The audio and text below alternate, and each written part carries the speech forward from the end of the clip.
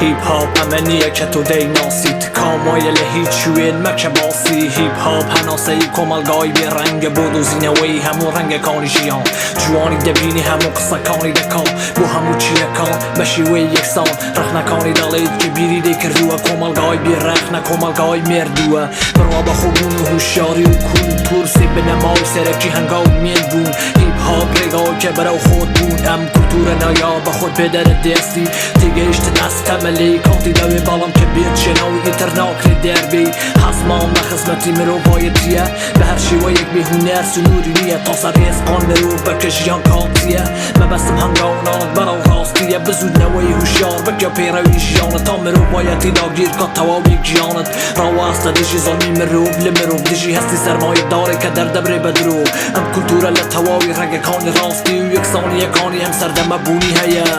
کمی که اخلت بگروه والا بیچم پرسی بدروه سیری خود و جینی خود که بزانه چی توی راگر تو لخوروه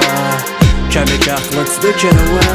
والا بیچم پرسی بدروه سیری خود و جینی خود که بزانه چی توی راگر تو لخوروه بوچی نبی کانت کشتا جنگ هبی رشتنی خوینی من دالک دست کود بی بوچی نبی هیپ هاپ هرگیز ناواستی هرگیز چواروانی شکستی نبین بوچی نبی تو داواده که چی هبی دالین لگل کلتوری کرد ناگونجی کلتوری ولاتی من جوان بود پیش اوی بی گوران رسم بود بوچی نبی کانت کرچی لناو دالت هیه دتوانی لیره بیلی دزانی توکی وک خومان که بوچو که دنیا گمان به هیز دمینینه و دبرین رگادری شکی پیشمان قصه کم راست تالا آزارت دادم ببوره که ها بودالم دبی بیلیم همش بزانه امانجی ایمه برزه حوالدامو بگیشتینی تا که مرجه هیچ هنری وک هیپ هاپ نیه درو خیلی دوباره بنیاد دنیه توا فکری نوی لمیشکی کمال قاده چینی لده ها تو ده آسلی جیری برزده بیت توا بویا لنو ناچی تمیشه دمینیه توا چرای هیپ هاپ پرگز ناکو جیت توا